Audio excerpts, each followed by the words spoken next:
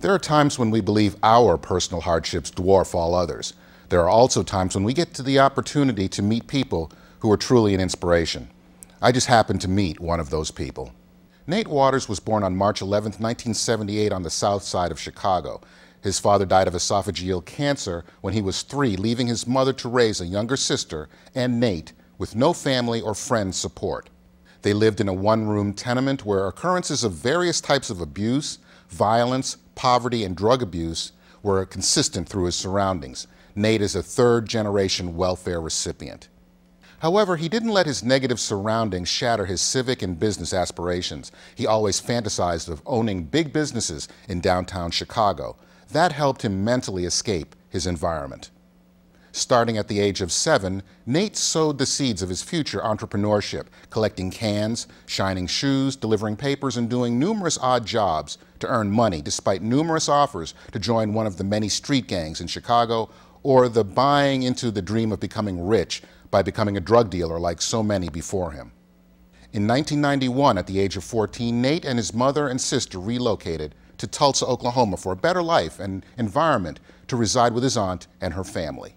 While getting adjusted to his new environment in Tulsa, his industrious drive didn't stop. He mowed lawns, ran a flea market booth, sold merchandise, and owned a vending machine route to earn money. He was also a B average student, so his first high school year went well. However, because of Nate's strong desire to become accepted by his peers, he started hanging with the wrong crowd, getting arrested, living in juvenile detention centers, and dropping out of school shortly before his 17th birthday. Afterwards, Nate started doing construction and labor work. He still had aspirations of owning real estate, but became disheartened over time because of the lack of mentors to guide him in the right path. However, after looking forward to going to work and picking up a paycheck the next day, he got into one of the numerous altercations with his mother's boyfriend in April of 1997, in which he received a broken neck. He lay paralyzed from the neck down, face down on the living room floor for 12 hours in his own feces and urine, struggling to breathe, until his sister found him and called the ambulance.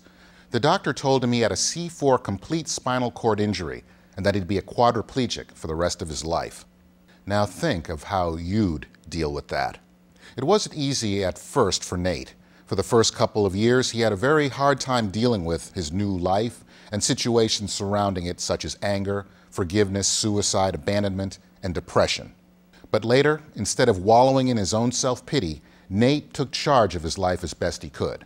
His moment of change came when he decided to renew his faith, earn a GED, do public speaking at schools, hospitals, and organizations, and seek out physical rehabilitation from facilities willing to give him a chance.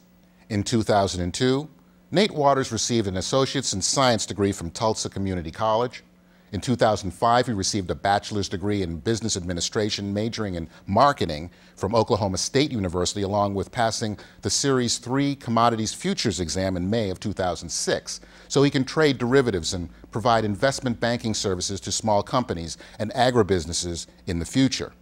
Nate is also employed as an accountant at a local energy company. He's planning to attend graduate school in the fall of 2009 to start working toward achieving an engineering degree.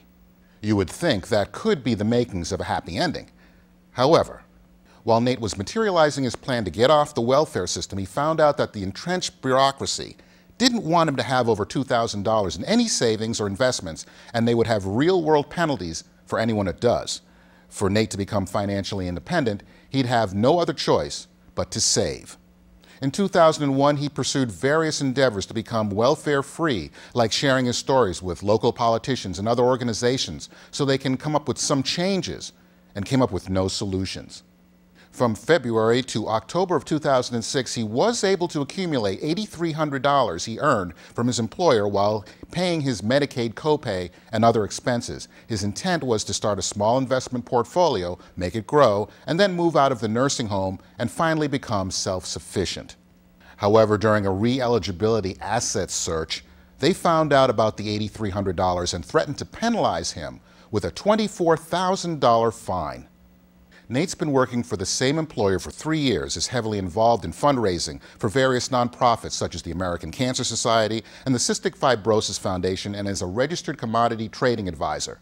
In addition to that, He has also become involved in the broadcasting industry by producing and writing commercials for a local radio station for the sole reason to earn his way off the welfare system. Despite all of his efforts, Medicaid basically makes it illegal to have a pension, 401k, or any type of investment product necessary to establish a secure future for himself. It is a shame that when people like Nate Waters place so much effort in doing the right thing to become independent, despite the cards dealt, it's the federal government that messes things up. I'll let you know how Nate Waters makes out.